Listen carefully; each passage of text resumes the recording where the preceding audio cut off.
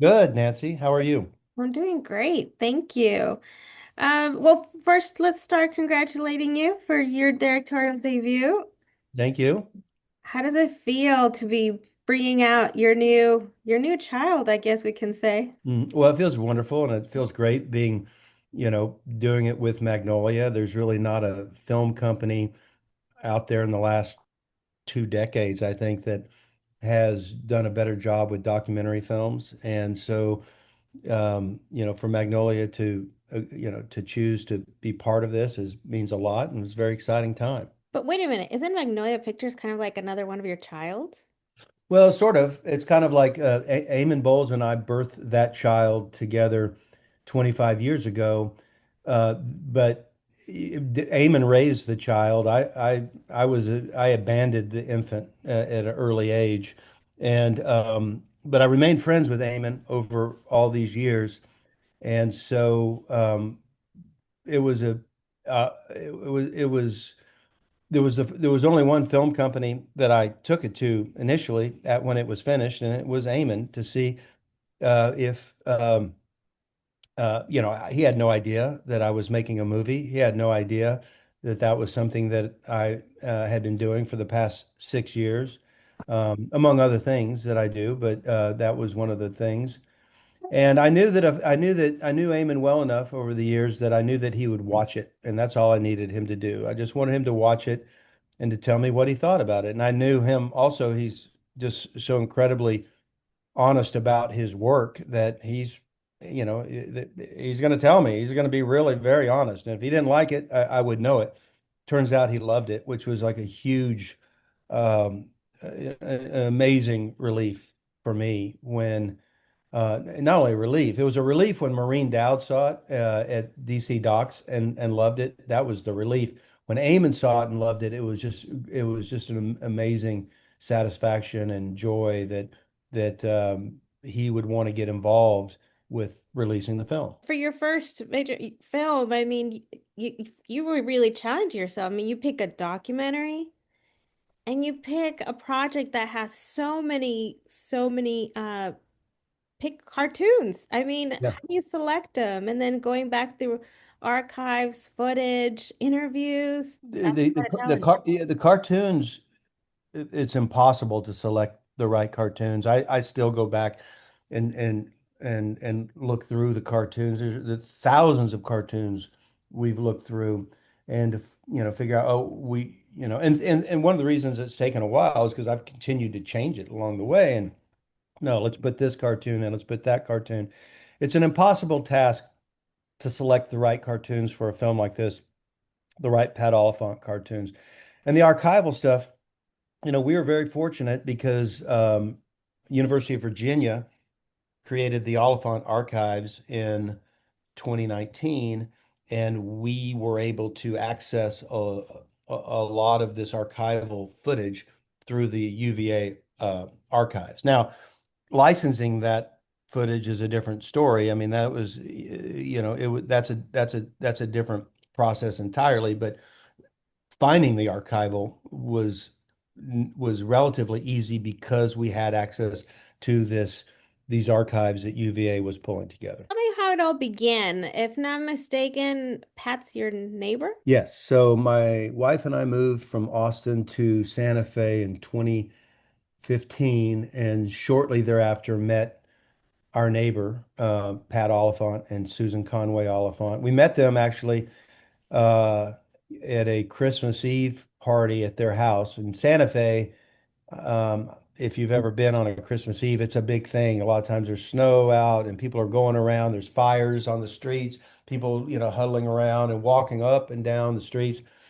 And often there are a lot of houses that have parties. And the Oliphants had a party every Christmas Eve for many, many years. And we went with some friends and we walk into this party. It's full of people.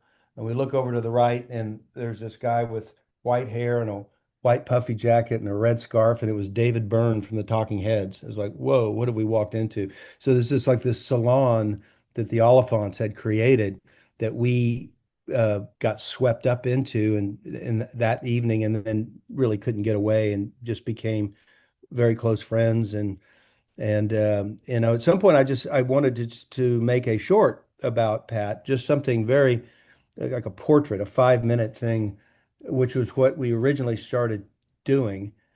And because I have a movie theater in Santa Fe, and I wanted to do like a pre-show, interesting people in Santa Fe. Here's one, here's one, here's one. There's no shortage of interesting people, I think, in Santa Fe. But once I got into that, I realized that this needed to be something bigger than a short. I had produced a documentary film about 10 years ago about the systemic defunding of public higher education. And in that process, and then before then, I was executive producer with Alex Gibney on one of his films, a documentary called Casino Jack in the United States of Money about Jack Abramoff and lobbying and all that. So I've been around the making of documentary films for a long time. Um, I've been in the movie theater business. I've appreciated documentary films. This was the first time to kind of roll my sleeves up and go through the process to learn how to do one. And so I think that's one of the reasons it took so long. It took 6 years to make. Another reason is COVID and interruption of production and different people coming on to help me finish it. And as it turns out, I think the timing for the film couldn't be better than it is now. So I'm glad that it's taken as long as it has. With this documentary, which I hope will maybe bring it back to light and more appreciation, especially with everything going on and its form of expression somehow. Maybe not newspaper, but some sort of new publication. Yeah, I don't know. I think that I'm looking forward to going to DC. The film opens in New York and Santa Fe on September 5th. The next weekend it opens in DC, and what's happening at that weekend is the American Association of Editorial Cartoonists is having their convention, and they're going to be screening this film to 400 of the 400 American cartoonists. All the American cartoonists of note will likely be there. And I'm really interested in finding out um, how this film, how they react, how the cartoonists react to the film, and how they might. I don't, there has not been that I'm aware of any other political cartooning documentaries. There was about 10 years ago. I'm sure there's been some, but there was a HBO did a documentary about her block about 10 years ago, but it didn't really go into the it was a different time, and now is a time where journalism is under attack. Satire is under attack. There is a real urgency, I think, now among editorial cartoonists to get their voices heard because it is harder and harder for people to have jobs doing this kind of work. And it would be a shame to see, that voice stifled. And I don't know what our film can do to highlight any of that, but we hope that it has some impact. I'm curious. I mean, we know that Pat was, always kind of like on the spectrum to know what political figure he was going to be using his pencil on. But did you by any chance did you reach out to any politicians that we saw in cartoon? Well, no, I didn't. Most of the politicians that I think we showed in this film, his cartoon work was presidents from, LBJ to Trump. And I was quite sure that Trump wouldn't take my call. And Obama was actually, he says it in the film too. He liked Obama. And he also liked Gerald Ford as a person, if not a politician. Um, we thought about trying to figure out a way to get to Obama, but we didn't really figure that was likely to happen. So he would have been the one, I think, that we would have liked to have had.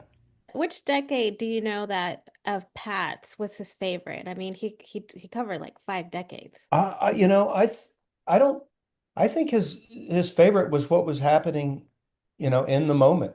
When we started this project, he could still see. He's virtually blind now.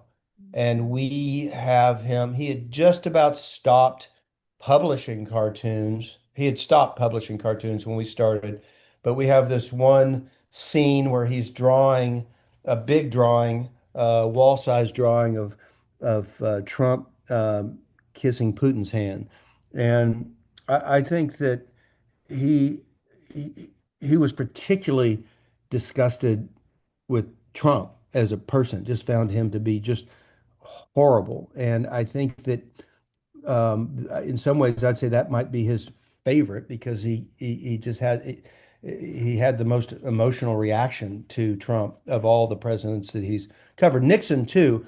I would say that actually Nixon would be his favorite in the sense that at the time when he came along, when Pat came along, and during the Nixon era, and everything that was happening with Nixon, which is, you know, in some ways similar to what's happening now in terms of the office of the president being um, taken over by a guy who,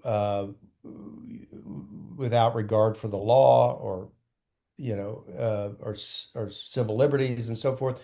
And so that was his favorite time when he was really in his core element of cartooning during his career would have been the Nixon era because the other cartoonists, I mean, the other there wasn't a whole lot. There was just so much about Nixon that uh, gave him fodder for his cartoon work. Can we talk about how the credits? I love how you milked every second of the documentary and bringing us more and more of his art. Yeah, did you stay around for the coda at the very end? Yes, I did. That's why I'm like, wow, Bill really milked it. I love it. Well, we just couldn't let it go. Well, there's just so much. I mean, like that coda at the end of him doing the drawing of the guy and the gal in the car. He did that at the Carter Library, a draw and speak thing in Atlanta, and it was like there was really no place to shove that into the film, but it was so great. There's so much other great stuff that we've tried to work into the film, but it just didn't make any sense. But yeah, there's such an enormous amount of beautiful artwork that Pat has created that makes for great end credits. Did he ever sketch you? No, no, he didn't. That's a great question. I wish. Yeah, that would have been awesome to see. What do you hope people take away from watching this documentary for the artists that use art as their form of expression? Well, that's a really interesting question because I think this film will appeal to artists because of what a great artist Pat Oliphant was. And I think that's something that people don't really appreciate about him. He was a very famous political cartoonist.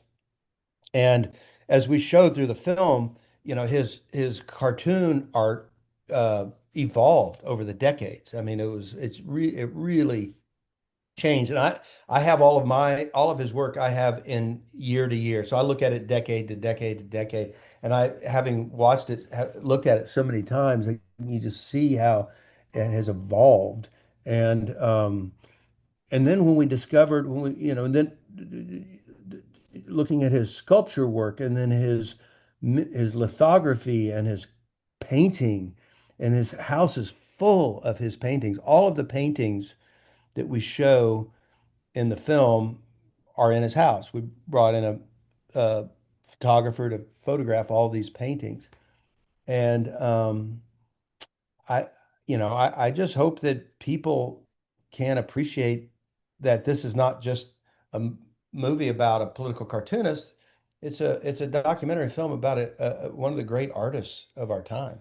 Well, Bill, thank you so much for your time. I look forward to seeing more future documentaries Thank you, Nancy. I from you. appreciate it. I'm a fan of documentaries. I love watching stuff that's gonna make me think.